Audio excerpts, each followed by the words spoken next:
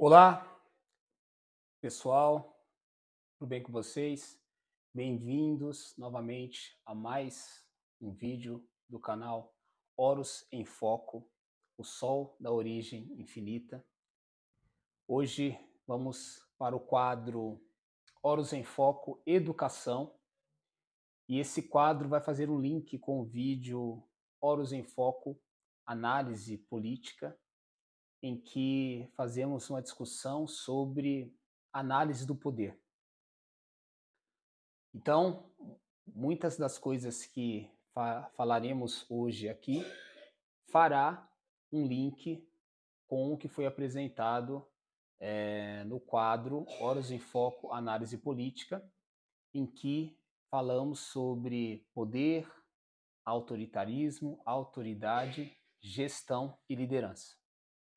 Hoje eu vou falar mais sobre liderança, por isso que eu entendo que esse vídeo se enquadra melhor no quadro Horas em Foco Educação. E essa discussão ela vai ser em cima de algumas frases de pessoas conhecidas, talvez nem tanto de hoje, mas do passado, mas que falaram, tiveram ali alguma síntese do que elas consideram como liderança. E aí eu vou fazer uma análise dessas frases muito em cima do conceito de poder, de autoridade, em que eu coloquei nesse primeiro vídeo, análise do poder. Então, vamos lá. Antes de iniciar aqui a reflexão, gostaria de pedir para vocês não esquecerem de me seguir nas redes sociais, tanto no Instagram, no TikTok e também no Facebook. Só que no Facebook não está Horus em Foco, como se encontra no Instagram e no TikTok, está Horus Horus. E o meu canal também no YouTube está como Horus em Foco. Então, sigam, compartilhem, deixem seu like, que é importante para que cada vez mais esse canal ganhe visibilidade. Claro, se você gostar da nossa discussão, acho que é importante fazer essa divulgação. Tudo bem? Então vamos lá. A primeira frase que eu gostaria de fazer aqui uma análise é uma frase do poeta português Fernando Pessoa, e diz o seguinte: precisar de dominar os outros é precisar dos outros. O chefe é um dependente. Essa frase do Fernando Pessoa eu acho que é muito interessante, porque a gente escuta muito as pessoas dizerem que o empregado, o funcionário, ele é totalmente dependente do chefe, ele que precisa do emprego que o chefe, que a empresa dá para ele. E eu acho que esse discurso é mais para colocar o funcionário numa desvantagem nessa relação de poder, em que ele é um meramente necessitado e que o chefe, a empresa, é um ser, uma instituição boazinha, empática, solidária, que te dá uma oportunidade. E isso é falso, isso é mentira. Eu não vou negar, não dá para negar, que o funcionário, o empregado, ele precisa sim do emprego para sobreviver. Mas por quê? Porque nós vivemos numa sociedade em que as pessoas foram colocadas numa condição totalmente desfavorecida, empobrecida, por por várias questões. Se a gente for fazer uma análise histórica, a gente vai perceber que o planeta Terra deveria pertencer a todos.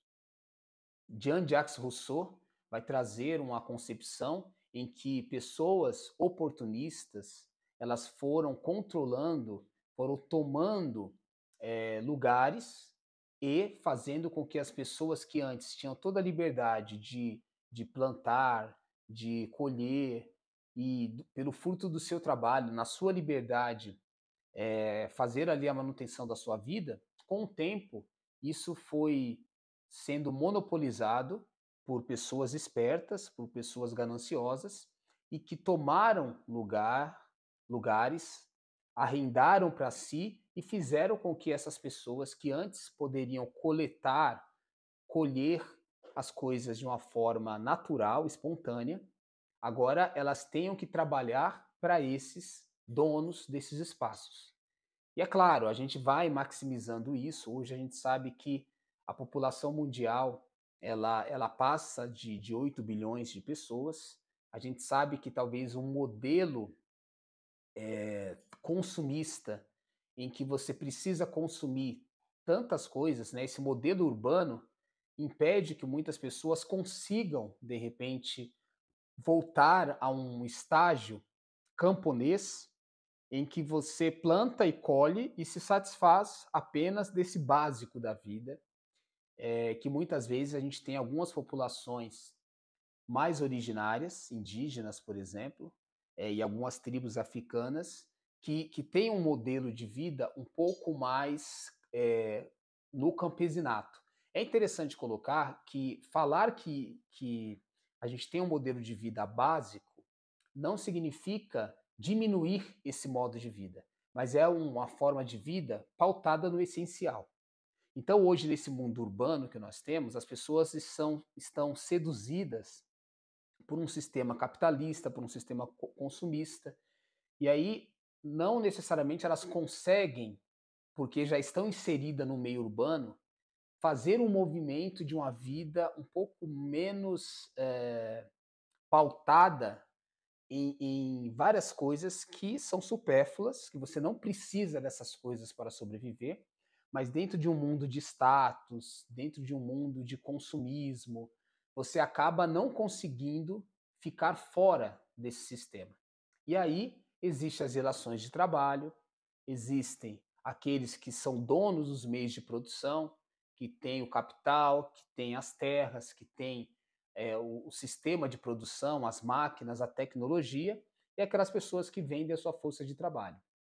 E aí, nesse sentido, existe uma correlação de forças aparentemente desigual.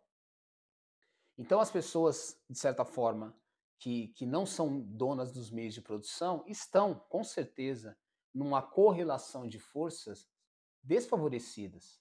Mas não significa que essas pessoas não têm nenhuma, vamos colocar assim, elas estão totalmente despossuídas de poder e que as empresas, os empresários, os donos, né, dos meios de produção, são pessoas que não precisam da força de trabalho. Pelo contrário, exatamente porque eles precisam, que eles contratam a mão de obra, porque senão eles não contratariam. Porque na lógica do lucro exacerbado a todo custo, eles só vão contratar pessoas porque eles realmente precisam. É claro que existem uma minoria de empresários, de pessoas que trabalham dentro desse sistema que são mais humanizadas, que muitas vezes elas passam por uma crise e fazem de tudo ali para manter os funcionários empregados, porque elas entendem que vale a pena fazer um sacrifício pelas pessoas que ajudaram a levantar a empresa. E no momento de crise, por que não também pensar no indivíduo, pensar também no funcionário e não apenas na empresa? Mas temos que entender que isso é uma minoria. Então a grande maioria dos empresários, eles não pensam duas vezes de mandar as pessoas embora. Mas temos que entender que existe sim essa correlação de dependência. O chefe, como vai dizer aqui o Fernando Pessoa, é também um dependente. Então vamos para a segunda frase, que diz assim: liderança é ação e não posição, do Donald McGannon. Essa frase, que a liderança é ação e não posição, também era muito interessante, porque geralmente, essa frase aqui está na lógica que eu coloco no meu vídeo sobre análise do poder que a liderança está na lógica da conquista, da autoridade. A autoridade é diferente do poder e do autoritarismo, porque o poder autoritário, ele vem pela imposição. A autoridade, a ação que gera autoridade, reconhecimento natural espontâneo, ele está pelo processo da conquista.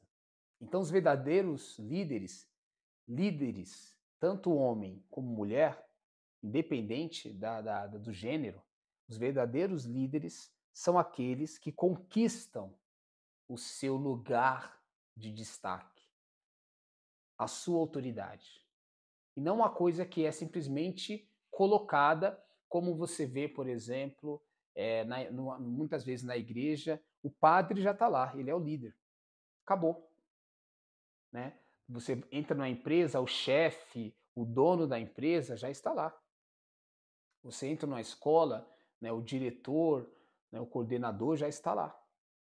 Não necessariamente que essas pessoas merecem esses cargos, até porque muitas vezes o poder ele é tomado, como numa ditadura, ele não é conquistado, ele é tomado por meio de um golpe.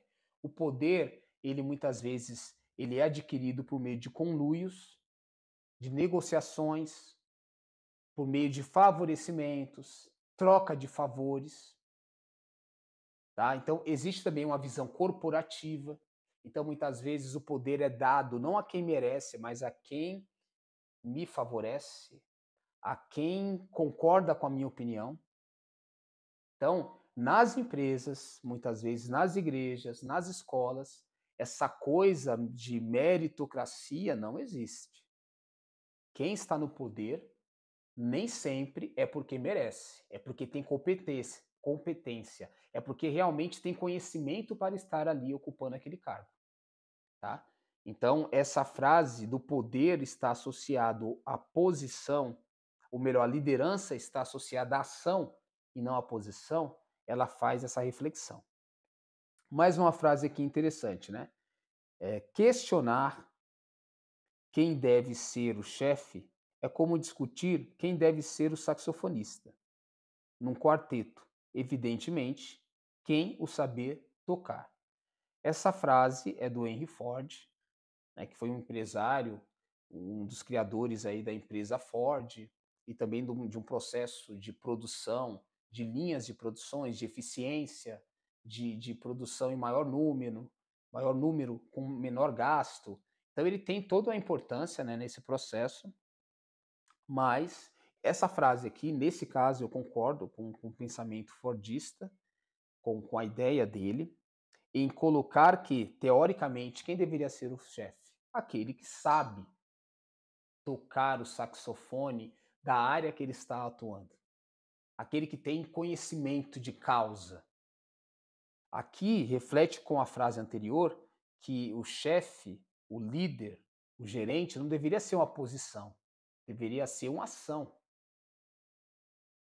A mesma coisa. Quantas vezes nós vemos pessoas ocupando cargos de poder, mas que não têm conhecimento de causa, não têm domínio da sua função? São pessoas que geralmente você precisa de uma orientação e essa pessoa não tem conhecimento.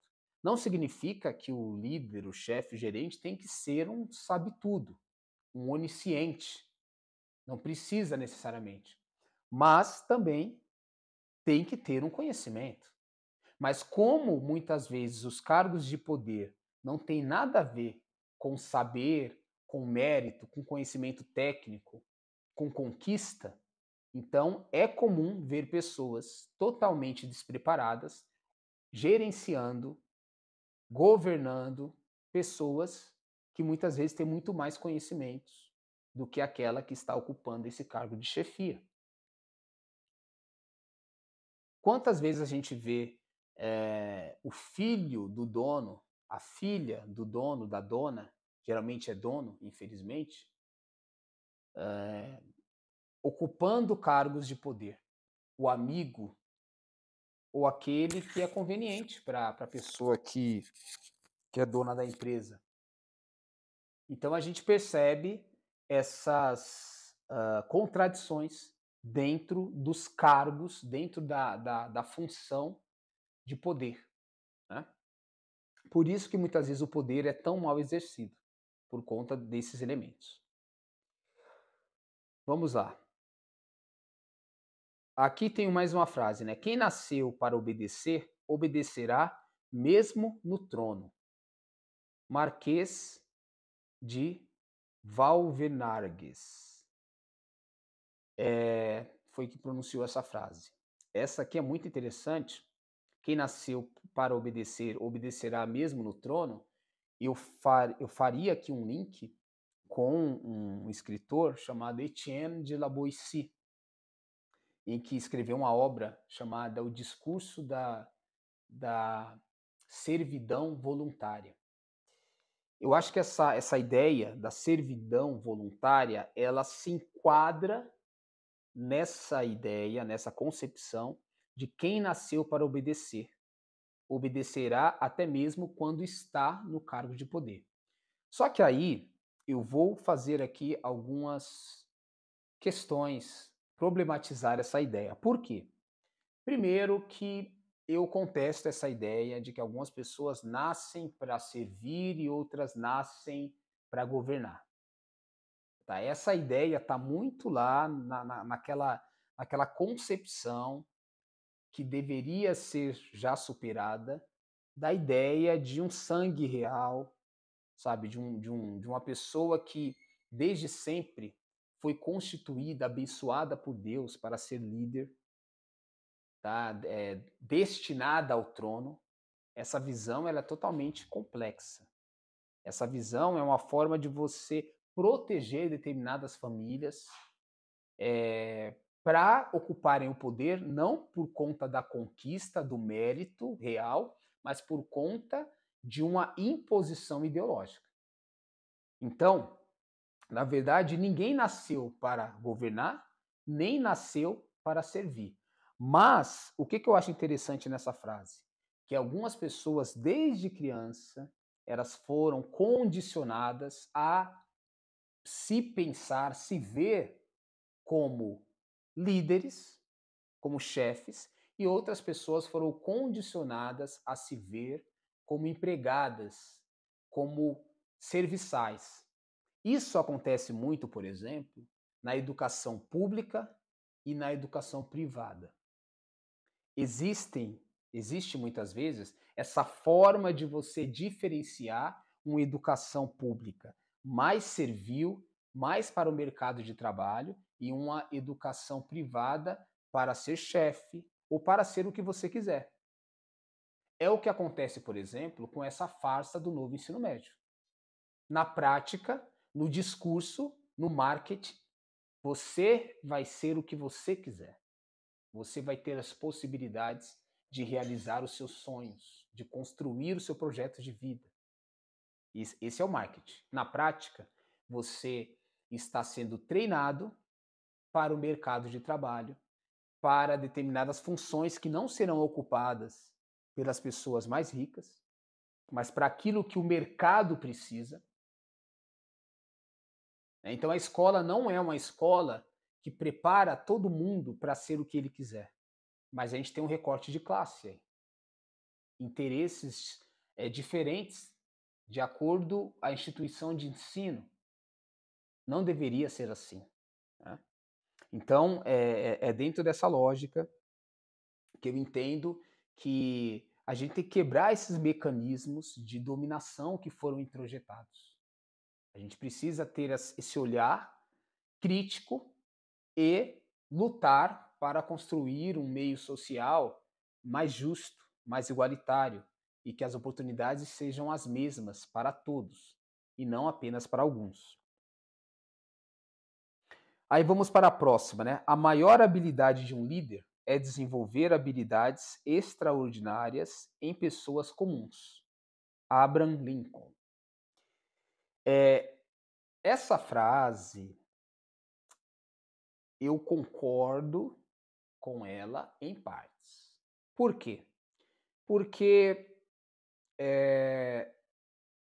essa ideia que um líder, ele tem essa habilidade de promover, de desenvolver habilidades extraordinárias em pessoas comuns, é como se a gente colocasse o estudante ou qualquer outra pessoa numa condição totalmente passiva, ela é ali uma pedra a ser lapidada, ela não contribui em nada para o seu processo de evolução, de crescimento. E quem é o líder, quem é o professor, o chefe, é aquela pessoa que lapida, que sabe, que dá forma e constrói em você uma pessoa extraordinária.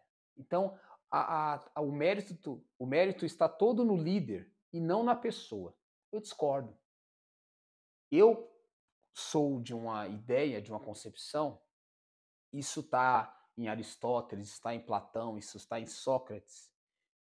Inclusive, Aristóteles tem o conceito de ato e potência. Eu acho que existe sim um líder que consegue ver muitas vezes potencialidades na pessoa que ela mesma não percebe. Porque às vezes ela é tímida, ela está bloqueada, alguém durante a trajetória dela, ela foi de alguma maneira condicionada a não se perceber, a não olhar para si e ver os seus valores. Então, um líder ali, um professor, um educador, ele vai conseguir ter essa visão de enxergar essa pérola na lama, vamos colocar assim, mas não que ele vai criar essa pérola. Então, eu adaptaria essa leitura para entender essa habilidade, essa visão, esse ser visionário em entender, em encontrar na pessoa aquilo que ela não está enxergando em si mesma. Isso eu concordo, mas não que você vai ser aquele que vai criar, que vai produzir naquela matéria-prima bruta, sabe, sem forma, aquele valor que ela vai desenvolver. Tá? Então eu não concordo, concordo, como eu disse, em partes. A função da liderança é produzir mais líderes, não mais seguidores. Ralph Nader foi que pronunciou essa frase. Essa concepção é interessante, porque às vezes a gente não entende o líder de verdade, ele não está nem aí para ser seguido. Uma pessoa que quer ser seguida, louvada, que quer ser superestimada, que quer ter fama, essa pessoa, na verdade, ela está preocupada com o seu próprio ego. Por isso que eu tenho muita dificuldade em ver Jesus ou qualquer outro líder de verdade como esse ser que quer ter essa dependência das pessoas de ficarem lá massageando o seu ego. Isso é muito infantil. Isso é muito narcisista. Então, o verdadeiro líder, ele quer formar pessoas, novos líderes, que não precisem de outros, no sentido, não no sentido de ser individualista, no sentido que você aprenda a pescar, você aprenda a usar a vara de pesca, e não apenas sempre ser seguido por alguém. O verdadeiro pai, a verdadeira mãe, o verdadeiro professor, educador, ele vai ensinar o filho a encontrar o próprio caminho e não apenas a seguir o caminho que você seguiu. O filho não é a extensão do pai e da mãe. Você ensina o filho a fazer escolhas, a discernir o certo e errado, até porque o certo e errado ele vai mudando de forma. O mundo está mudando, está num devir, num processo de evolução. De repente, aquilo que antes era um perigo para mim, hoje assume uma forma diferente de perigo. Então, se a pessoa não tiver senso crítico, não tiver conhecimento, não tiver ali análise, cognição, para conseguir ler o mundo, as pessoas, ela não vai conseguir encontrar as armadilhas, porque as armadilhas elas vão também se camuflando. vão mudando a sua forma. Então eu preciso ensinar os filhos, né, o verdadeiro líder, os estudantes, ele vai ensinar essa pessoa a ser líder, a pensar. Sócrates e Alcebiades. O verdadeiro líder está lá nessa obra de Platão, do Diálogo de Platão. O verdadeiro líder é aquele que conduz o discípulo a superar o mestre. Não a ser uma imitação do mestre. Não ser uma reprodução, mas superar, se transformar numa coisa, inclusive, melhor. Porque senão você está numa relação de egoísmo, de inveja. Você quer manter a pessoa ali sempre dependente de você. Não, isso é egoísmo, né? E por último, a última frase de hoje, eu acho muito interessante, ela diz assim: liderança requer muito conhecimento e sabedoria. Liderar é persuadir sem impor, opinar sem mandar. Mas o diferencial do líder é a habilidade em como fazer tudo isso. Wilziane Santos. Eu acho essa frase uma das melhores para desenvolver a ideia de liderança. Então, o líder, ele precisa ter muito conhecimento e sabedoria. Conhecimento é conhecer coisas, conhecer um aparelho celular, uma calculadora, conhecer, por exemplo, sei lá, ter lido vários livros. Isso é o conhecimento. Sabedoria é saber aplicar aquilo que você leu no livro, é saber utilizar um aparelho celular, é saber fazer conta numa calculadora. Então, um líder, ele é uma pessoa que tem conhecimento e tem sabedoria. E justamente porque ele tem conhecimento e tem sabedoria, ele é uma pessoa madura. E aí, uma pessoa madura, ela vai persuadir sem impor. Uma pessoa que grita, que quer fazer você acreditar no que ela está falando porque ela é violenta, porque ela se mostra uma pessoa que, se você não acreditar no que ela está falando, ela vai ir para as vias de fato, ela, na verdade, é uma pessoa fraca. Ela não tem sabedoria e não tem conhecimento. Uma pessoa que precisa dar força para convencer o outro dos seus argumentos, ela é uma pessoa sem consistência intelectual. Então, liderar é persuadir sem impor, opinar sem mandar. Eu opino, eu dou minha opinião, eu coloco. Em nenhum momento Jesus Cristo, eu vou utilizar aqui Jesus, ele se preocupou necessariamente em impor a sua verdade. Ele simplesmente propunha, ele fazia uma proposição de um pensamento, de uma ideia, de uma concepção de humanidade. Aqueles que se sentiam seduzidos com aquela novidade, com aquela extraordinária proposta, seguia na liberdade, não na imposição. Jesus em nenhum momento ameaçou alguém a ir para o inferno se não o seguisse.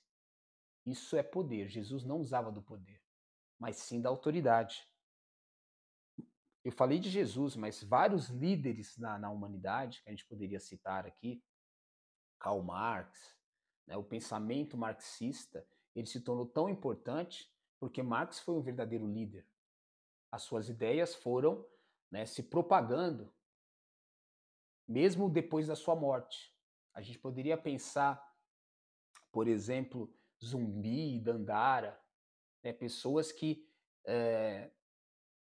forneceram elementos para o movimento de resistência contra o racismo que está até hoje.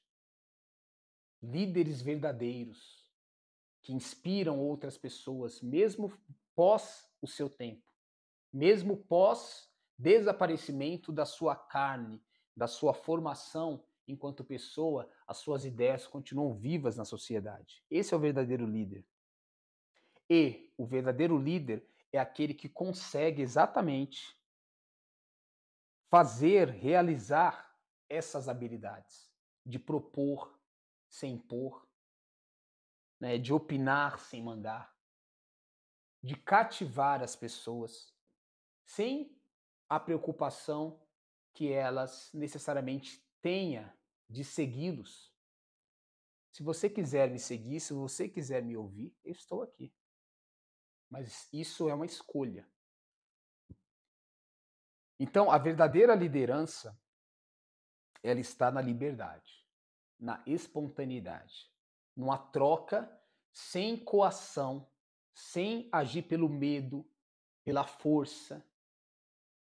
E aí, voltando no começo, por exemplo, do que a gente comentou, a gente vive uma sociedade que as pessoas são coagidas a trabalhar.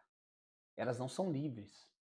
Eu vou falar depois um pouco mais sobre esse assunto com mais precisão, mas quando você chega numa empresa, o contrato de trabalho já está pronto. Poucas vezes a empresa discute o salário com o funcionário, quanto ele merece ganhar. Por quê? Porque ela está numa relação de força desproporcional. O salário que você ganha não é o que você merece, é o que lhe é imposto. Então, essa falsa ideia de liberdade que existe no sistema capitalista, ela é irreal. Porque já tem um contrato pronto, já tem um piso salarial determinado, né? Já tem uma funcionalidade que você vai desenvolver, já tem um horário de trabalho estabelecido, você só tem que aceitar na sua liberdade. Que liberdade é essa? Então, que possamos ter uma sociedade, uma estrutura urbana mais baseada na espontaneidade, na liberdade, na sugestão, na opinião, na opção e não na força, na coação, no medo, na falta de opção, de escolha, para que as pessoas. Eu estou falando de uma relação de trabalho, mas isso entra na relação familiar, na sua relação com seus amigos, com seu namorado, a sua namorada, com as pessoas que você convive, na sua relação paternal, maternal, com seu filho, sua filha, né? Os seus filhos só te obedecem porque você manda, porque você tem o poder de forçá-los a fazer o que você quer. Você está preparado para ouvir também o pensamento deles, aprender com eles e não apenas impor o seu ensino? Sempre o seu discurso é: eu sou mais velho, eu tenho mais experiência. Você nunca tem nada a aprender com o outro. O verdadeiro líder, ele aprende também com os outros, com o estudante, com o filho, com o empregado. Então esse foi o nosso Horus em Foco Educação de hoje. Espero que vocês possam ter gostado da discussão. Não esqueçam de compartilhar, de dar o seu like, de divulgar para outras pessoas sobre essas temáticas, que é muito importante para o crescimento e a visibilidade do nosso trabalho. Então, espero que vocês tenham gostado. Horus em Foco, o Sol da origem infinita.